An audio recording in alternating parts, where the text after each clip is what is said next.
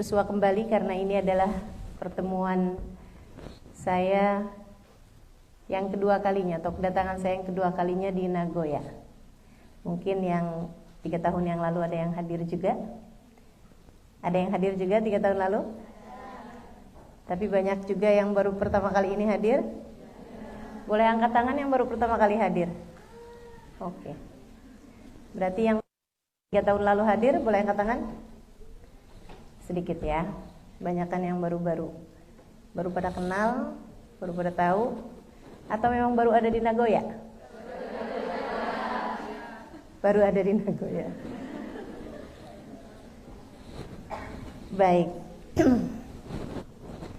Hari ini temanya adalah maafkan agar hatimu damai. Gitu ya, kita akan bahas. Namun sebelumnya kita akan bahas suratul Fatihah. Kita minta pada Allah Subhanahu wa taala, semoga Allah Subhanahu wa taala membukakan pintu hati kita, karena ilmu yang baik jatuhnya ke hati.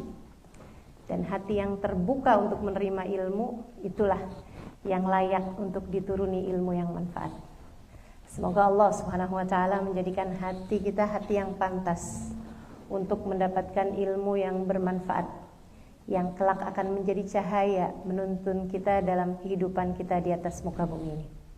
Semoga ilmu yang hari ini akan saya sampaikan dan yang akan kamu dengar menjadi ilmu yang tak hanya masuk telinga kanan keluar telinga kiri, melainkan ilmu yang kamu dengarkan dengan kedua telingamu, kamu simak dengan pikiranmu, kemudian Allah turunkan ke dalam hatimu, Allah jadikan cahaya yang memandu seluruh anggota tubuhmu hingga kamu dapat melaksanakan kehidupan sesuai dengan apa yang Allah inginkan. Ala hadhihi niyyah bikulli nafa' wal intifa', niyatin nafa' wal intifa' wal mudzakarah wat tadhkir ibtigha' mardatih wa qurbih wa thawabih wa husnil khatimah ma'al lutfil afiyah wa salahil aqibah wa ila hadratin Nabi Muhammad sallallahu alaihi wa alihi wasallam. Al-Fatihah.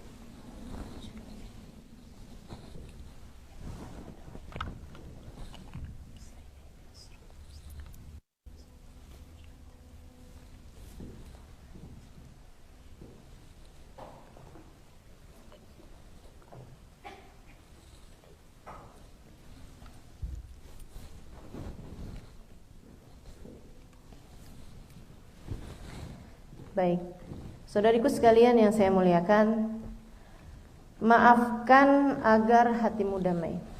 Sebab kamu hidup di atas muka bumi ini merupakan tempat Allah menguji. Dan salah satu dari bentuk ujian yang pasti, bisa dikatakan hampir pasti, kalau kamu udah sampai umur-umur udah mulai besar, apalagi sepertimu ini ya, udah dewasa, maka pasti dalam hidupmu ada yang berbuat zalim padamu, berbuat jahat padamu. Ada saja dalam kehidupanmu di atas muka bumi ini orang-orang yang membuat hatimu terluka, membuat rasa hatimu diuji, kesabaranmu diuji. Untuk itulah kenapa Allah Subhanahu wa taala mensyariatkan kita untuk mudah memaafkan. Saudaraku sekalian saya muliakan, bukan tentang siapa kita, tapi memang tentang keniscayaan hidup di dunia. Selagi kamu hidup di dunia, sudah dipastikan akan bertemu dengan orang-orang yang melakukan sesuatu hal yang tidak kamu sukai. Bahkan manusia paling ideal, manusia sempurna, bernama baginda kita Nabi besar Muhammad sallallahu alaihi wasallam, juga diuji dengan kezaliman orang-orang kepada beliau. Kita tahu bagaimana Nabi Muhammad dikucilkan, bagaimana Nabi Muhammad dipukul, bagaimana Nabi Muhammad hendak diracuni, bagaimana Nabi Muhammad bahkan diusir dari kota tempat beliau tinggal. Bagaimana Nabi Muhammad diperangi, bagaimana Nabi Muhammad dipukuli, bagaimana Nabi Muhammad sampai babak belur dan yang orang lakukan kepada manusia agung, baginda kita Nabi besar Muhammad sallallahu alaihi wasallam. Itu sebabnya Imam Syafi'i ketika ada seseorang mengadukan kepada beliau, "Imam, engkau telah dikatakan buruk oleh fulan bin fulan. Kau telah difitnah habis-habisan sama fulan bin fulan." Imam Syafi'i tersenyum kemudian berkata, "Harus jadi siapa saya sampai bisa semua orang suka semua sama saya?" Dia bilang, "Udah pasti akan ada banyak orang yang gak suka sama saya. Bahkan Sayyidina Hasan meninggal diracuni, Sayyidina Husain meninggal dizalimi, Sayyidina Ali meninggal dihunuskan pedang, dibunuh orang, Sayyidina Uthman dibunuh sedangkan beliau sedang membaca Al-Quran dalam sholat, Sayyidina Umar bin Khattab pun juga dibunuh orang. Bahkan manusia agung tanpa celah, tanpa aib, baginda kita Nabi besar Muhammad sallallahu alaihi wasallam difitnah tukang sihir, difitnah gila. Harus jadi siapa saya sampai semua orang bisa senang semua sama saya?" Kata beliau, wajar kalau ada yang gak suka sama saya. Itu sebabnya Imam Syafi'i mengatakan, "Ridhon nas ghayah la tudrak." Disukai sama semua orang, disayangi sama semua orang, disenangi oleh semua orang, itu adalah cita-cita yang tak mungkin tercapai oleh siapapun. Disenangi oleh semua orang, dicintai semua orang, disukai semua orang, adalah cita-cita yang tak mungkin dicapai oleh siapapun. Jadi jangan sampai kamu bermimpi, mimpi saya atau cita-cita saya adalah dicintai semua orang, sebab tidak mungkin tercapai. Bahkan Allah yang menciptakan manusia, enggak semua orang suka sama Allah. Allah difitnah juga. Difitnah punya anak, kan begitu? Difitnah punya istri. Allah yang menciptakan pun, kata Imam Syafi'i, tak lepas dari fitnahan orang. Jadi gak apa-apa, biasa aja. Ada yang ngomongin kita, ada yang gak suka sama kita, sama yang berbuat zalim sama kita. Kita difitnah, kita dijauhi, kita ditinggalkan. Apapun aja dari bentuk kejahatan-kejahatan orang kepadamu, dari bentuk kezaliman orang kepadamu, belajar untuk bisa menerimanya, kemudian memaafkannya hingga hatimu bisa damai. Saudaraku sekalian yang saya muliakan, pasti sekali lagi hidup gak ada yang ideal. Gak mungkin ada seorang pun yang dapat menjalani kehidupan tanpa mendapatkan kebencian dari siapapun. Jadi wajar aja. Wajar aja. Saya ingat kisah seorang anak pelajar yang dia ngaji sekolah setiap sore ke gurunya. Tapi subhanallah tiap hari itu ada aja yang dia adukan. Satu hari dia bilang sama gurunya, "Guru, hari ini saya diomelin sama ibu saya. Ntar besokannya lagi bapak marah-marahin saya dipukul sama bapak. Besokannya lagi saya sebel sama saudara saya. Besokannya lagi teman saya begini, teman saya begitu." Kayak ada aja gitu tiap hari. Satu waktu gurunya bilang, "Nak, besok bawa ember, bawa gelas, bawa sendok, bawa garam." Muridnya gak ngerti buat apa, tapi sebagai murid yang baik, dia tidak bertanya, dia laksanakan apa yang disampaikan, apa yang diperintahkan oleh gurunya. Besoknya dia bawa semua itu, gurunya membawa dia ke dekat telaga, ke dekat danau.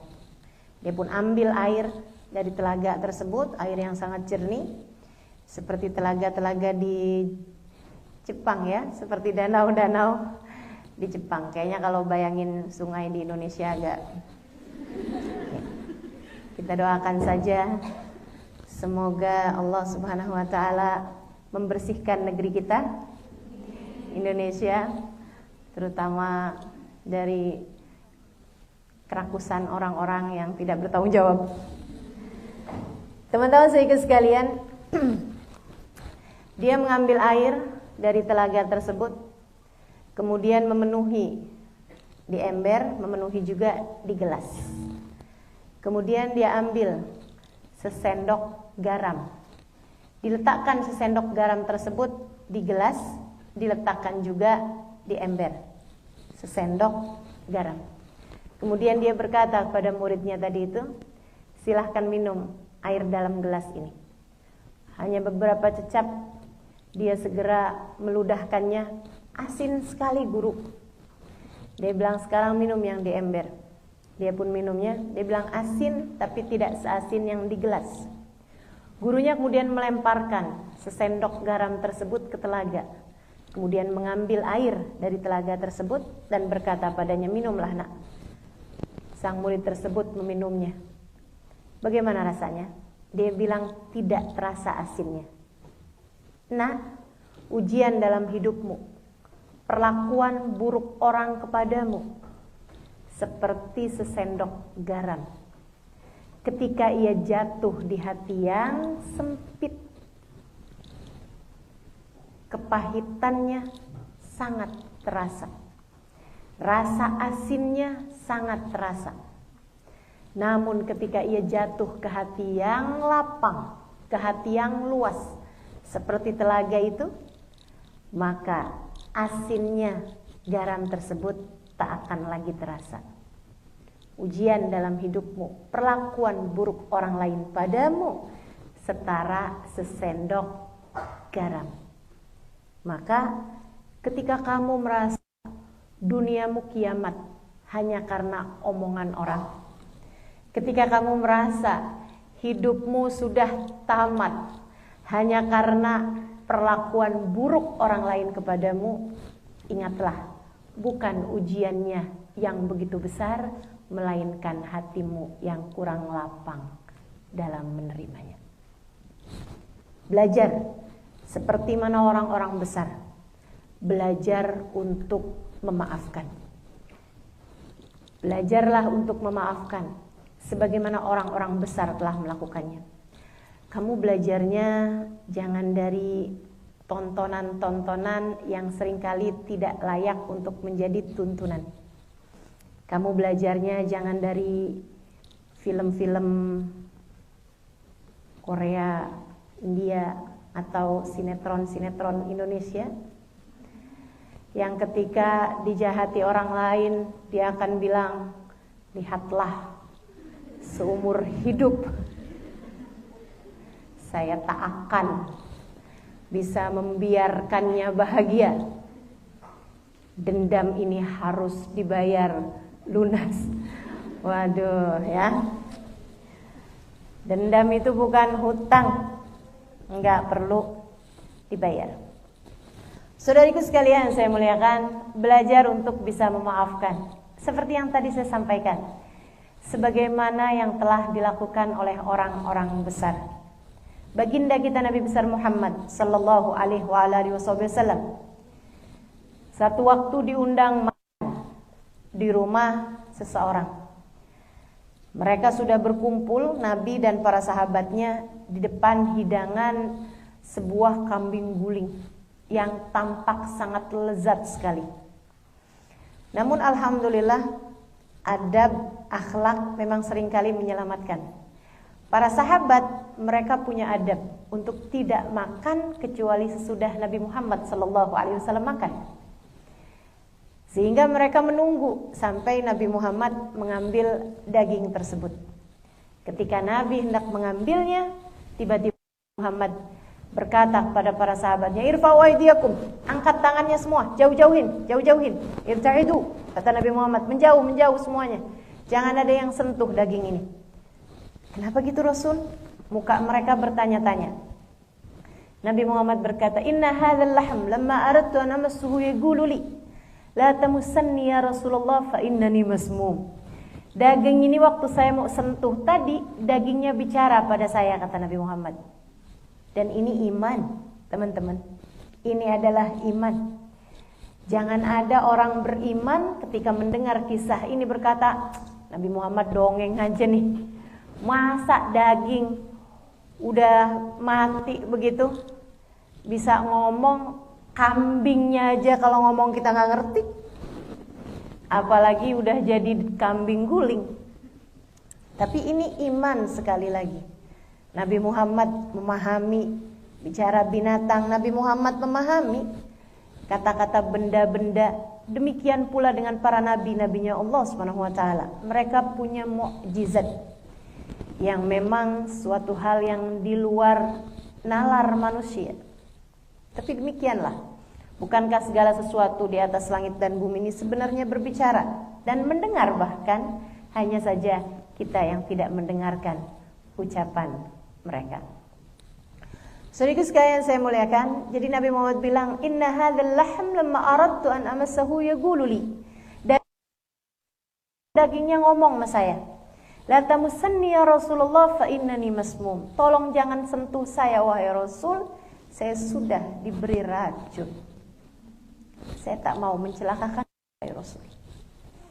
Tolong jangan sentuh aku sudah diberi racun. Nabi Muhammad kemudian bertanya kepada yang mengundang beliau makan, mengundang jamuan. Kata Nabi Muhammad, daging ini bicara begitu tadi sama saya, siapa yang masak? Kasih tahu, ternyata adalah seorang Yahudi. Kenapa dia yang masak? Karena dia yang masakannya paling enak. Masak ini chef paling terkenal pada masa tersebut.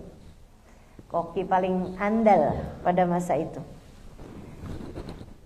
Dia pun memanggil tukang masak itu, kemudian ditanyakan padanya, "Benarkah kamu memberi racun pada makanan ini?" Iya emang. Gampang akunya. Jadi gak ada persidangan berjilid-jilid. Iya saya taruh racun di makanan itu memang, katanya. Lah maksud kamu apa? Dengan santainya dia bilang, kalau dia emang seorang nabi pasti dijaga Tuhan. Kalau dia bukan seorang nabi biar mati racun saya. Ngaku-ngaku tukang bohong biar mati sekalian aja. Katanya Nabi Muhammad ditanya, bagaimana wahai Rasul? Beliau menjawab, amma min haqqi faqad afautuha. Adapun terhadap hak saya sudah memaafkan dia. Kalau urusannya sama saya sudah maafin, kata Nabi. Tapi kan yang bisa diracunkan bukan hanya Nabi aja tuh kan. Semua sahabat-sahabat yang makan kan juga gitu. Sahabat-sahabatnya bagaimana? Mereka bilang, kita sih maafin, tapi dia mesti nyobain. Enggak sih, enggak.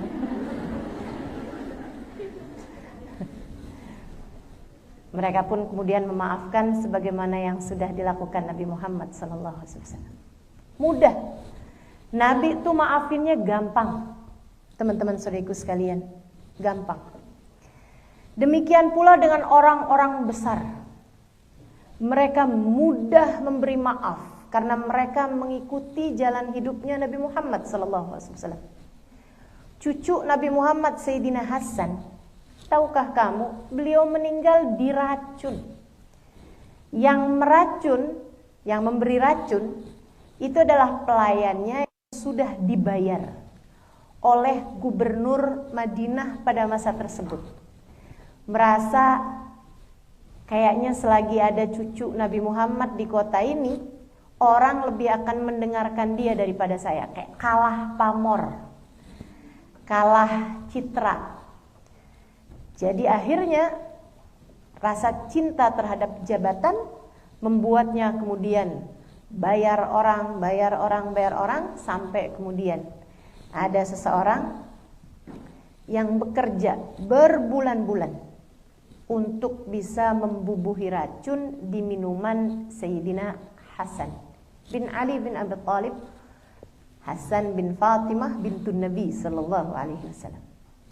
Terus sekalian, Sayyidina Hasan bin Ali husnudzan, enggak pernah punya pemikiran apapun terhadap siapapun.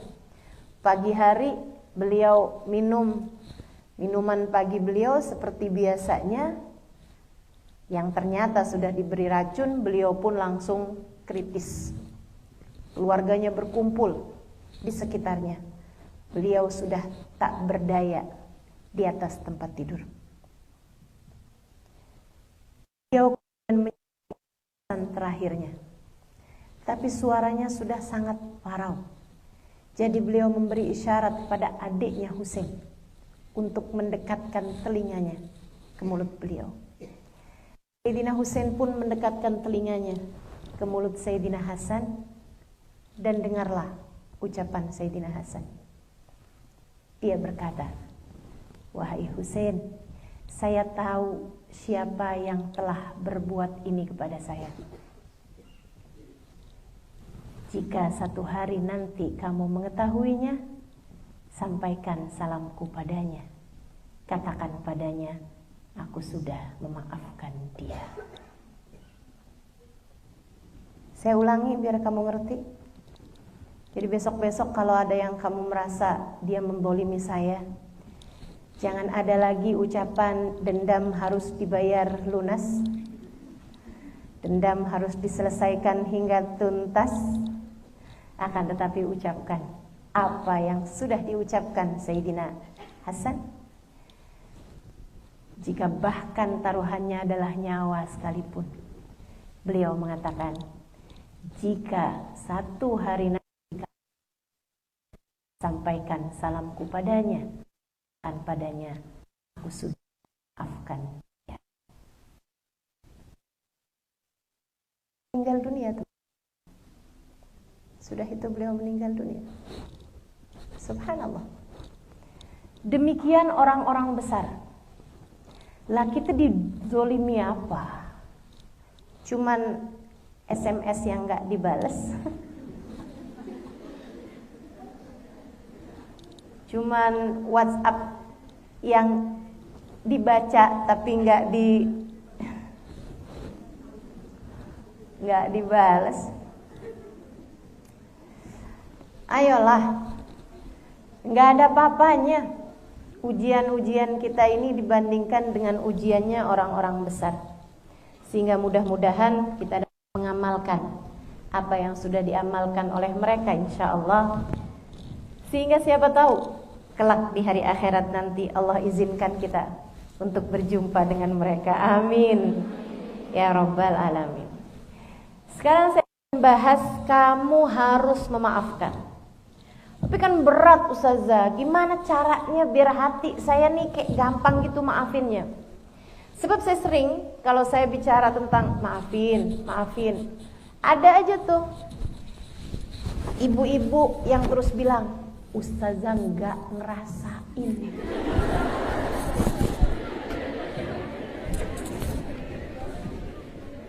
Ustazah sakitnya tuh sampai di sini. Ustazah nggak tahu rasanya. Ada aja. Saudariku sekalian yang saya muliakan, tentu semua manusia mendapatkan ujiannya masing-masing. Saya tentu gak akan bilang sama ibu itu, ibu gak tahu aja.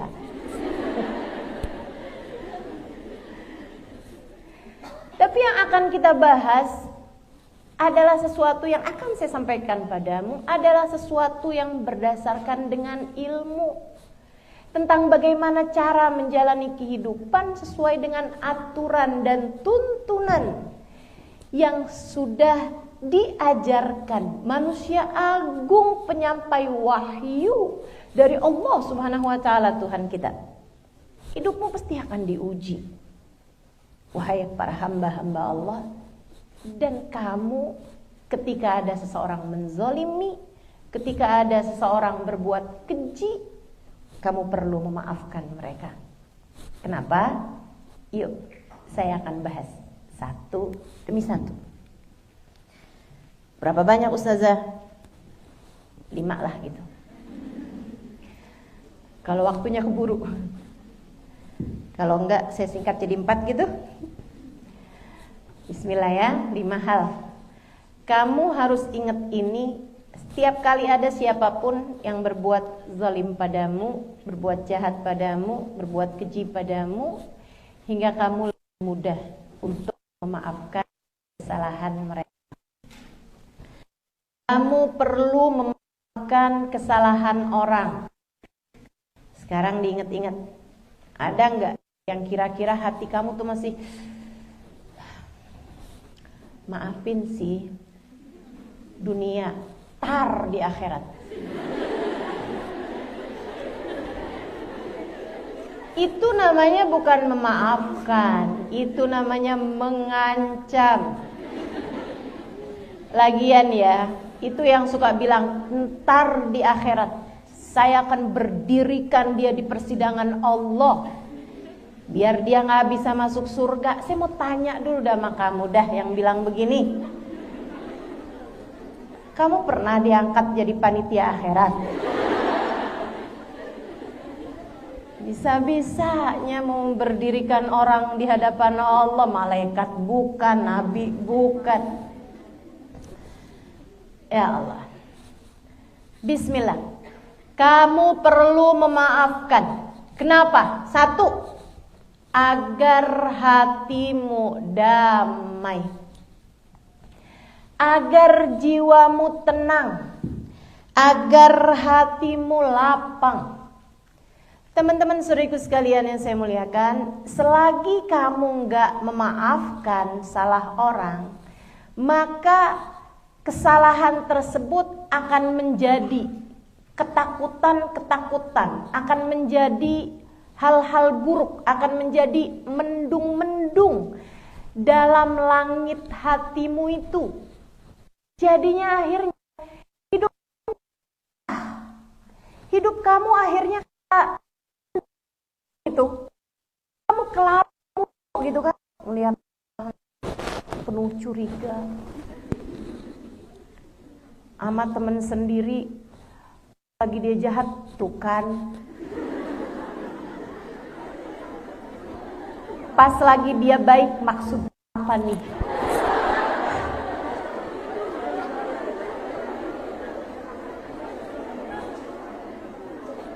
Kenapa bisa begitu? Karena hati kamu tuh gak tenang, hati kamu tuh gak lapang. Saudariku sekalian, kamu jangan pernah bilang kalau kamu lagi sedih, kalau kamu lagi terluka, kalau kamu lagi susah, tidur aja. Kalau kamu tidur, maka semuanya akan kamu lupakan. Enggak gitu ternyata. Enggak gitu. Ini saya kasih tahu teman-teman saya sekalian. Saya kasih tahu nih. Ini ilmu saya dapetin nih, hasil mikir-mikir. Ustazah kan belum tentu mikirnya benar. Iya sih. Tapi insya Allah berdasarkan dari ilmu yang sudah saya dapat. Jadi sekalian, saya ada baca hadis. Hadisnya gini nih. Ayyuma mra'atin batat wa zawjuha 'alaiha sakhit la'anathal malaikah hatta tusbih. Kata Nabi Muhammad, kalau ada seorang perempuan hatinya dongkol, hati suaminya apalagi, karena habis beranteman suami istri, dia kemudian tidur dalam keadaan masih belum memaafkan, dan suaminya pun juga demikian. Apalagi kalau yang nyuruh suaminya buat tidur di luar. Kalau ada perempuan Muhammad dalam marah pada demikian, lanat hal malaikah hatta tusbih, dilaknat malaikat sampai pagi harinya, sampai dengan suaminya memaafkan dia. Saya tuh pernah mikir gitu ya.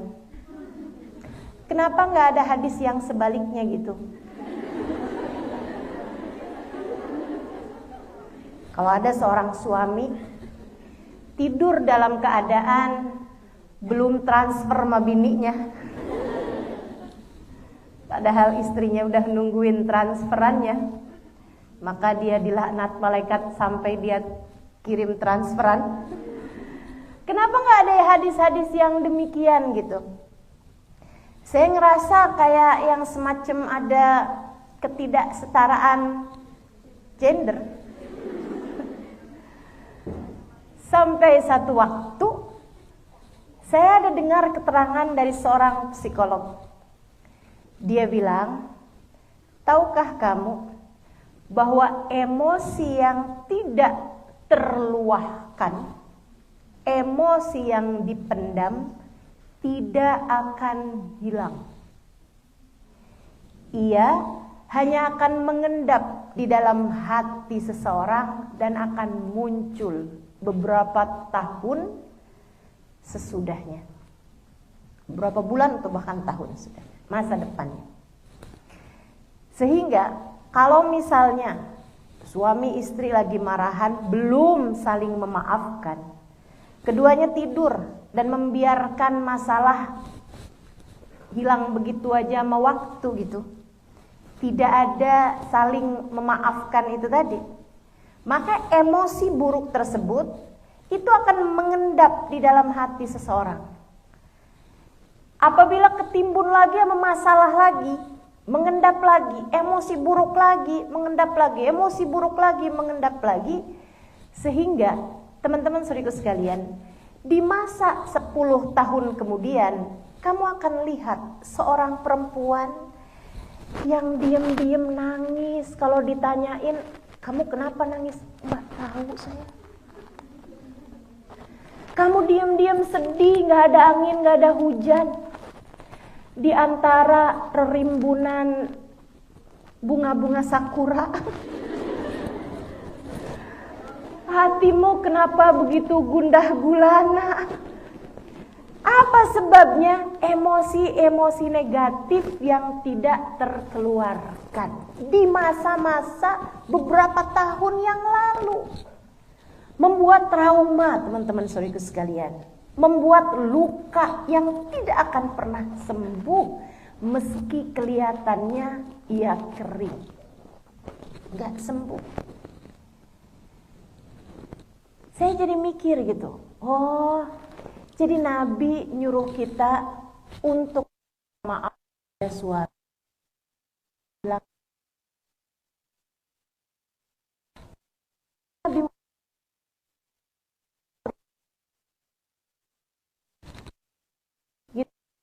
kamu jangan tidur kecuali sudah kamu baik-baikan. Tapi kenapa yang minta maaf kita yang perempuan, kenapa nggak yang laki aja disuruh yang minta maaf gitu? Saudaraku sekalian, di sini ada yang jadi istri di sini? Saudaraku sekalian, perempuan itu minta maaf gampang. Dan laki-laki memaafkan gampang. Ya. Coba nih ya. Saya kalau minta maaf sama suami saya, maaf ya.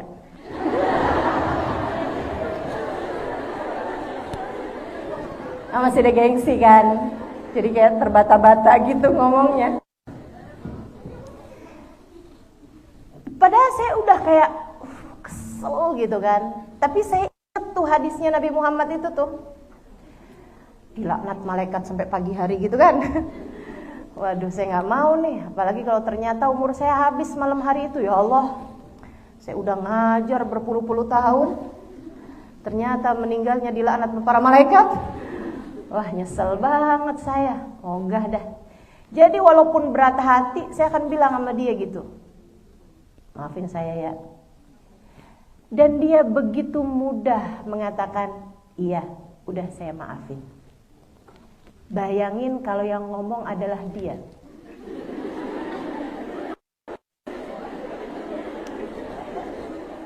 Kita nih istri nih udah mulai nata hati kayak yang Sabar, udah nih, saya maafin aja dah, kesian sih emang suami saya, sebenarnya salahnya nggak gede-gede amat. Udah nih.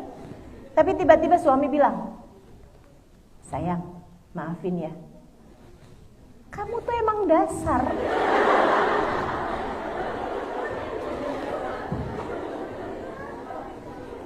Betul begitu?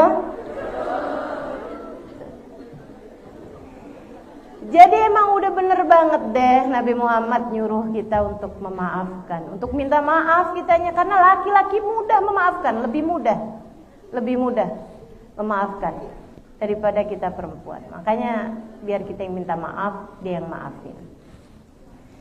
Baik, saudariku sekalian yang saya muliakan, itu satu. Kalau kamu pengen, kita nggak tahu nih sisa hidup kita di atas muka bumi ini berapa tahun lagi, betul? Tapi jujur, saudariku sekalian, saya pernah mengisi kajian yang ketika saya masuk, saya langsung mengubah tema yang udah saya pikirkan. Langsung saya ganti temanya menjadi tema husnul khotimah. Kenapa gitu? Yang hadir di atas 70 tahun semua.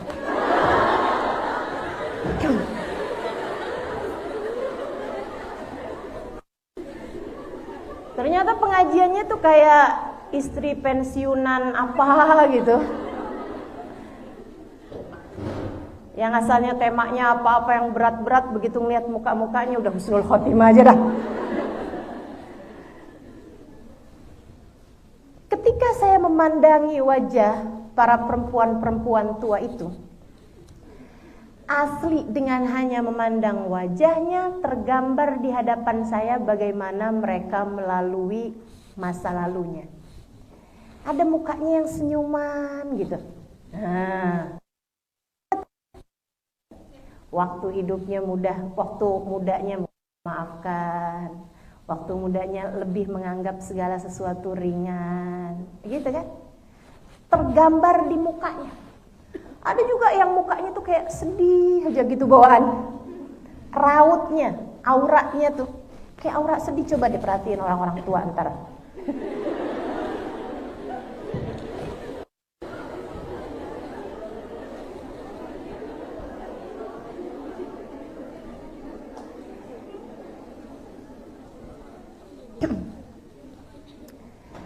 Bahkan ada juga yang mukanya tuh model muka galak gitu. Nah, gitu udah bisa kebayang gitu kan. Malunya seperti apa. Jadi mulai sekarang sebelum kamu tua, tentukan. Kamu ingin menua dengan wajah yang seperti apa? Ayo bismillah.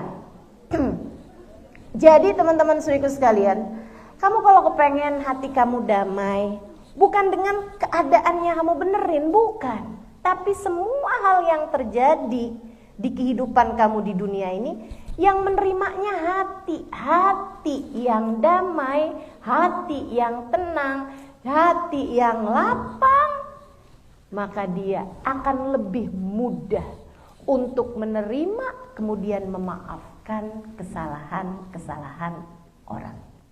Jadi tiap kali ada orang berbuat jahat padamu, ada yang berbuat keji padamu, ada yang berbuat zalim padamu, sampaikan pada dirimu. Tapi kamu kan gak kepengen menua cemberut. Kamu kan kepengen ada sisa hidup dalam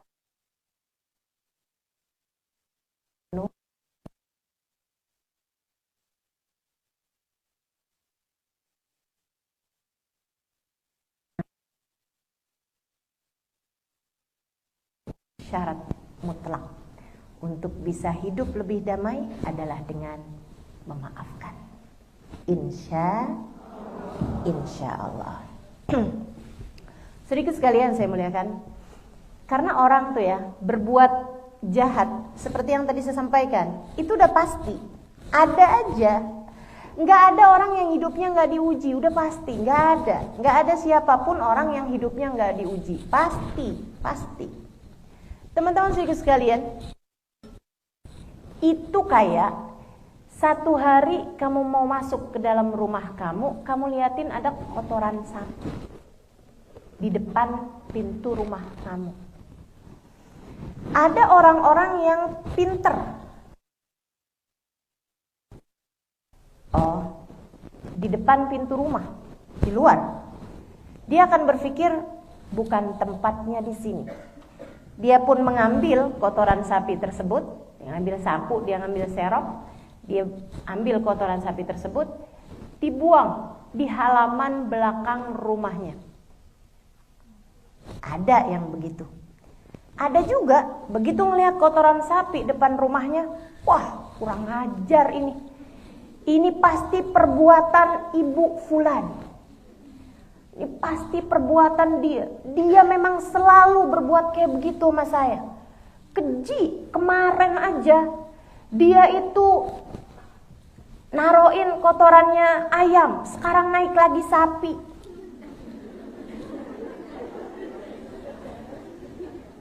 Dia kemudian ambil kotoran tersebut, dia bawa ke dalam ruang tamunya, diletakkan di ruang tamu. Dia bawa ke dapurnya, ditaruh sebagian ke dapurnya. Dia bawa bahkan ke kamar tidurnya, sebagiannya bahkan ditaruh di dalam tasnya. Dia bawa kemana-mana dia pergi. Apa yang terjadi?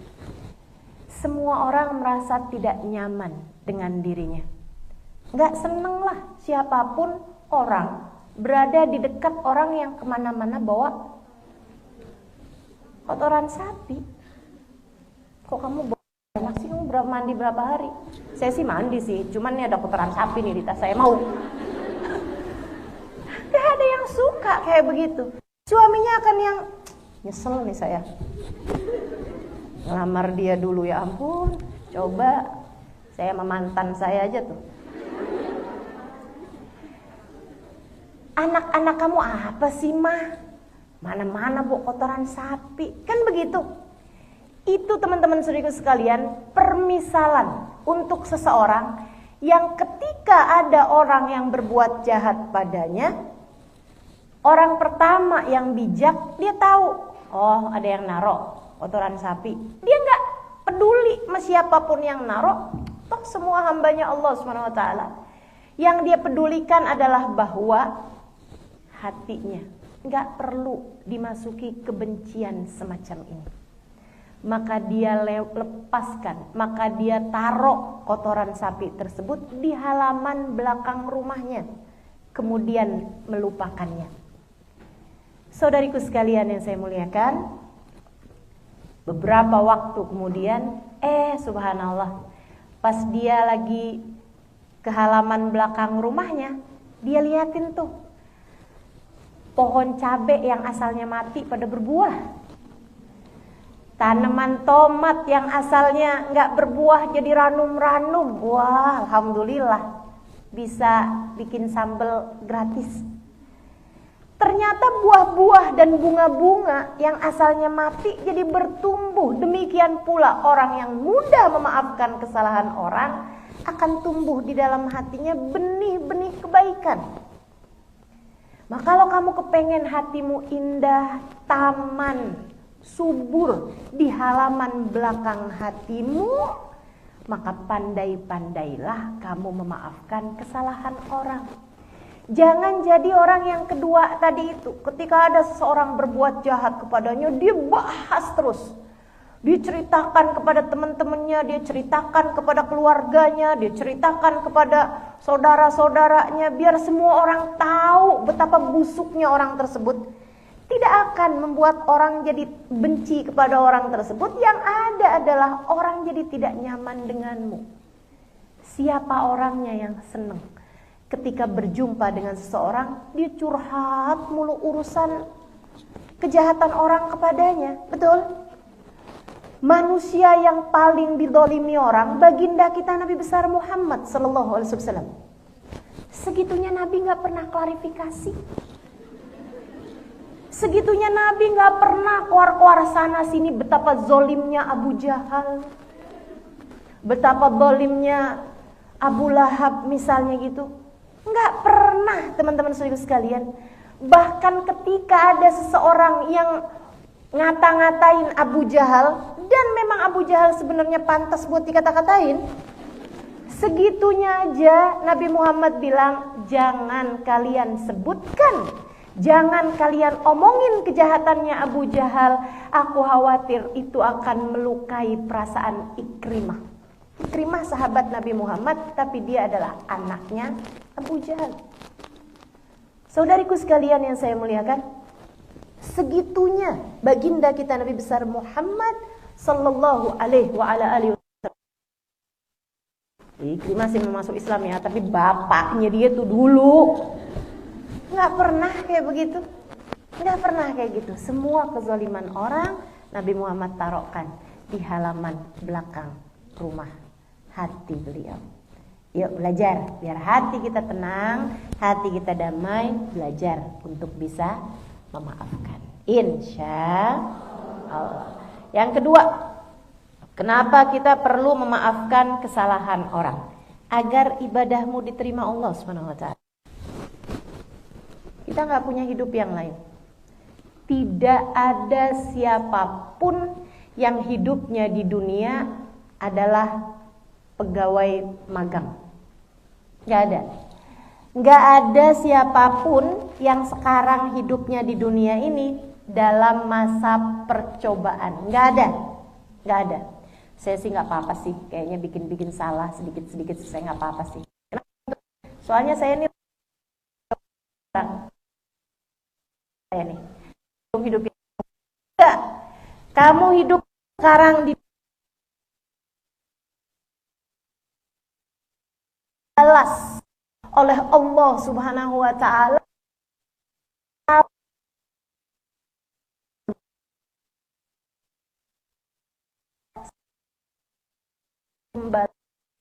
yang kekal. Kehidupan maha panjang, diawali dengan kematian, berada di alam barzah sesudahnya. Kemudian sesudah itu akan datang hari kiamat, akan datang padang mahsyar, akan datang yaumul hisab, akan datang saatnya dibuka amal perbuatanmu, akan datang masanya para nabi memberikan syafaat kepada umatnya, akan datang masanya ditimbang amal perbuatanmu, akan datang masanya kamu melewati jembatan sampai kemudian dimasukkan. Adakah kepada surga tempat kembali, ataukah ke dalam neraka kamu berpulang? Teman-teman saudariku sekalian yang saya muliakan, semua kehidupan panjang di hari akhirat nanti bergantung dari bagaimana kamu menjalani kehidupan yang singkat di atas muka bumi ini. Maka kalau bukan sekarang kamu menimbun amal, kalau bukan sekarang kamu menabung pahala, kehidupan yang mana lagi yang akan kamu gunakan untuk melakukannya?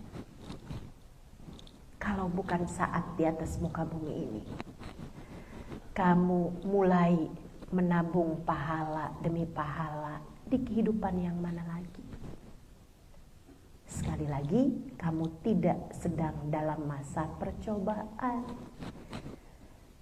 Kamu menjalani kehidupan yang sejati di atas muka bumi ini.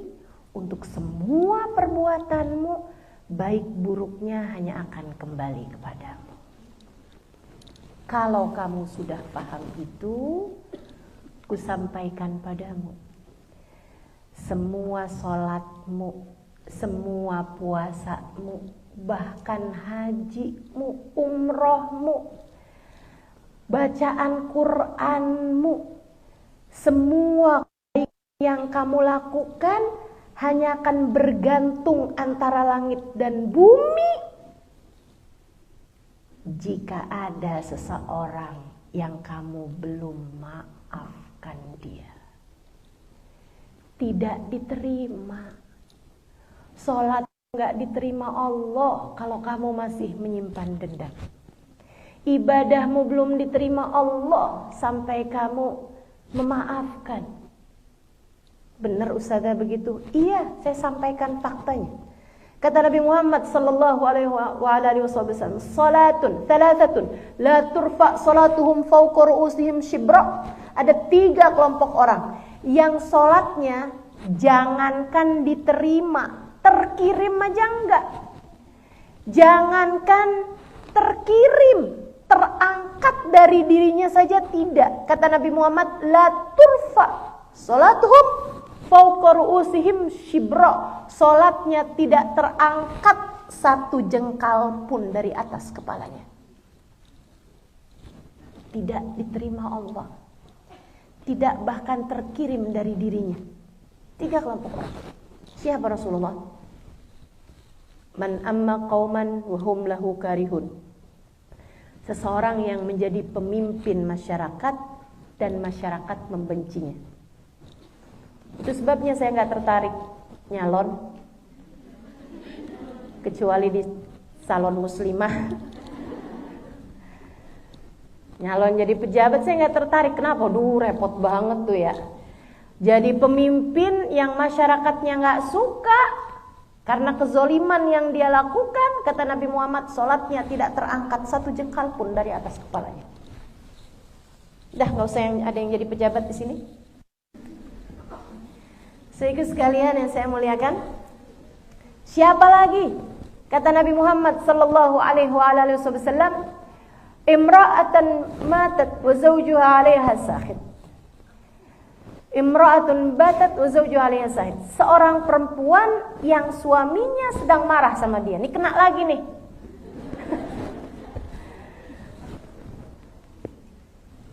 Udahlah tadi kalau dia mati dilaknat malaikat gitu ya.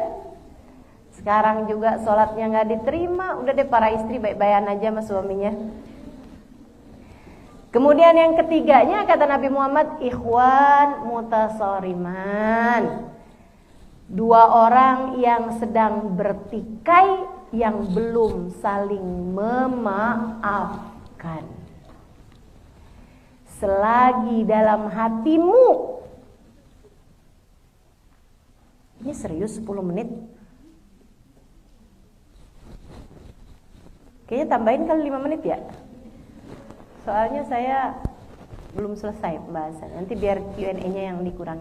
Begitu? Apa-apa? Oke.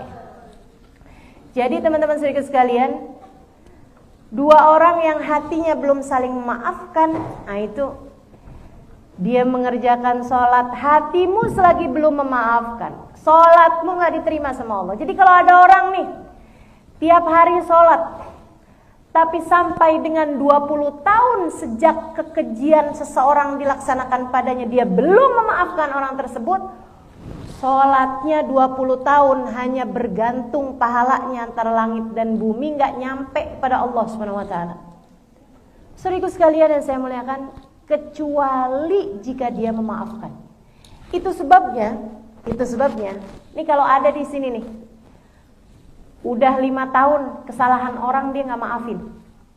Kalau ada di sini nih orang-orang yang sudah 10 tahun bahkan salah satu orang itu, salahnya satu orang tersebut belum dia maafkan. Kemudian hari ini dengan lega hati dia berkata, ya Allah, saya sudah memaafkan dia. Maka malaikat pun segera membawa pahala-pahala sholatnya, pahala ibadahnya kehadirat Allah Subhanahu wa taala untuk diterima. Maafkan, sayang-sayang sholatmu. Maafkan, sayang-sayang ibadahmu. Udahlah ibadah segitu-gitu doang.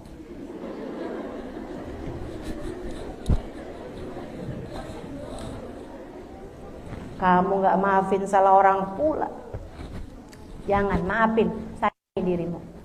Yang ketiga, teman-teman saudaraku sekalian yang saya muliakan, kalau kamu kepengen agar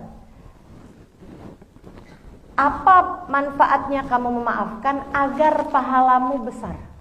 Yang pertama tadi, kamu perlu memaafkan agar hati kamu damai, jiwa kamu tenang, kehidupanmu jadi cerah, hidupanmu jadi riang, gembira, jadi lebih bahagia, kamu perlu memaafkan. Kemudian yang kedua, kamu perlu memaafkan agar ibadah terima. Sekarang akan saya sampaikan padamu, kamu perlu memaafkan agar besar nilai pahalamu di sisi Allah. Saudaraku sekalian saya muliakan, ada dulu seorang sahabat Nabi Muhammad namanya Sayyidina Ibnu Umar. Nabi itu ada ngomong sama para sahabat-sahabat yang lain. Ketika ada seseorang masuk, di antara mereka nih yang lagi bicara ada Sayyidina Ibnu Umar. Kata Nabi Muhammad, siapa di antara kalian yang ingin melihat seseorang yang membuat lelah para malaikat mencatat pahalanya setiap malam, maka lihatlah wajah orang ini. Masuklah orang tersebut. So itu sekalian, para sahabat melihatnya, wih, kayak apa nih pahala sedekahnya dia tiap malam, sampai-sampai membuat lelah para malaikat mencatat pahalanya. Sayyidina Ibnu Umar tertarik, sehingga beberapa hari kemudian dia datang ke rumah orang tersebut. Dia bilang, boleh nggak saya nginep di sini karena saya lagi ada masalah nih di rumah saya. Oh boleh, boleh Ibnu Umar, tentu saja boleh, silakan, silakan. Ternyata dia orang yang miskin papa, nggak punya apa-apa. Tiap malam cuman punya satu roti, satu potong roti yang dia makan untuk makan malamnya dia. Ketika ada Ibnu Umar, dia memotong, memaruh, membuat di separuh gitu ya, roti tersebut, setengah untuk makannya, setengah buat Ibnu Umar. Bagaimana mungkin dia punya pahala sedekah yang membuat lelah para malaikat? Jadi Ibnu Umar pun kemudian jadi mikir gitu kan, oh mungkin saya nggak tahu kali, mungkin kalau malam-malam dia pergi, dia sedekah, dia bantu orang, saya nggak tahu, katanya gitu kan. Jadi tungguin, besok malamnya juga begitu, Sayyidina Ibnu Umar ikut nginep di situ, enggak ketemu juga. Besok malamnya juga di situ sampai 3 hari. 3 hari kalau kita bertamu di rumah orang itu paling lama kata Nabi Muhammad 3 hari.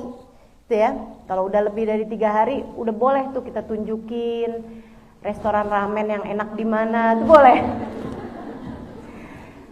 Saudaraku sekalian, ama Sayyidina Ibnu Umar udah 3 hari, Sayyidina Ibnu Umar kemudian berkata padanya, jujur aja sebenarnya 3 hari di sini tuh bukan karena saya cuma pengen tahu sedekah kamu di waktu malam tuh apa. Karena Nabi Muhammad bilang kamu telah membuat lelah para malaikat menulis pahala sedekahmu tiap malam. Dia kemudian berkata, saya sedekah apaan? Orang buat makan sehari-hari aja saya susah kok. Iya tapi begitu. Coba kamu ingat-ingat amalan apa? Oh ya Allah, Allah baik banget ya. Kenapa emang? Saya tuh setiap sebelum tidur saya bilang, ya Allah, kalau ada siapapun sepanjang hari ini yang berbuat kezaliman kepadaku, yang membicarakan aku, yang menfitnah aku, yang berkata buruk tentangku, yang mengurangi hakku, apapun aja jenis kesalahan orang lain kepadaku, ya Allah, ampunilah dia, aku sudah memaafkannya. Ampuni saya ya Allah, ampuni dia pula ya Allah, ampuni dia ya Allah, maafkan dia ya Allah, saya sudah memaafkannya, maka ampunilah dia. Jadikanlah ini pahala sedekah saya untuknya. Saya gak bisa sedekah banyak-banyak, tapi siapapun yang berbuat salah pada saya hari ini ya Allah, saya tahu, saya gak tahu, maafkan dia ya Allah. Ternyata itu membuat lelah para malaikat mencatat amal ibadah dia gitu setiap malamnya. Teman-teman saya cobain, ringan kalau hari itu saya lagi gak kesel sama orang. Tapi begitu ada yang lagi ngeselin gitu kan, kayak mau bilang maafin semuanya Allah kecuali dia. Tapi belajar kan ya, belajar untuk mulai bisa mengatakan maafkan semuanya ya Allah tanpa terkecuali. Itu ya. Kemudian yang berikutnya, yang saya muliakan, maafkan agar dosamu dimaafkan Allah Subhanahu wa taala. Sebab katanya Allah Subhanahu wa taala di dalam surat An-Nur ayat 22 yang tadi dibacakan sama saudari kita itu ya. Kata Allah Subhanahu wa taala, "Falyafu wal yasfahu ala tuhibbuna ayyaghfirallahu lakum." Kata Allah Subhanahu wa taala, maka maafkanlah dan maklumilah kesalahan orang lain padamu, maafin dan maklumin. Udah nggak apa-apa, biasa aja, wajar aja, namanya orang berbuat salah, wajar aja. Manusia berbuat salah tuh wajar. Teman-teman saudaraku sekalian, kucing aja bikin salah, ya kan? Jadi maafin aja lah, siapapun aja yang berbuat salah maafkan. Ala tuhibbuna yaghfirallahu lakum. Kata Allah Subhanahu wa taala, bukankah kamu mau? Bukankah kamu suka kalau Allah memaafkanmu? Maka maafkan. Maka maafkan. Artinya adalah bahwa man afa ufi, kata Nabi Muhammad, siapa yang memaafkan, dia akan juga dimaafkan oleh Allah. Kamu punya banyak dosa bukan? Kamu berharap Allah mengampunimu bukan? Kamu berharap Allah memaafkanmu bukan? Kamu berharap Allah memaklumimu sebagai manusia? Kamu pasti memang ada salah-salahnya bukan? Karena Allah berbuat itu kepadamu, berbuatlah itu kepada hamba-hamba Allah Subhanahu wa ta'ala. Maafin orang bikin salah, maka Allah akan mudah untuk memaafkanmu. Siapa yang mudah memaafkan kesalahan orang lain, Allah pun mudah untuk memaafkan kesalahan dia. Itu yang keempat. Kemudian yang terakhir, teman-teman, ya, kalau sudah pembahasan ya nih, kamu masih belum juga, Ustazah masih belum tahu rasanya. Lain Ustazah, di Jepang lain Ustazah. Misalnya kayak begitu, tetap aja nih kamu masih belum tertarik juga untuk memaafkan kesalahan orang lain. Saya kasih tahu, nggak ada apapun terjadi kecuali dengan izin Allah. Semua yang terjadi kepadamu itu adalah ujian yang Allah berikan dalam kehidupanmu melalui orang tersebut. Hakikatnya semuanya datang dari Allah. Maka ketika kamu tidak bisa memaafkan kesalahan seseorang, itu artinya kamu tidak terima dengan takdir Allah atas dirimu. Beradablah kepada Allah SWT. Bisa-bisanya kamu gak terima sama keputusan Allah, sementara Allah telah memberikan berbagai macam kenikmatan kepadamu. Ada 1-2 orang membencimu, bukankah ada 10-20 orang lain mencintaimu? Maka kenapa fokusmu pada yang membenci? Bukankah seharusnya fokusmu pada 20 orang lain yang mencintaimu itu?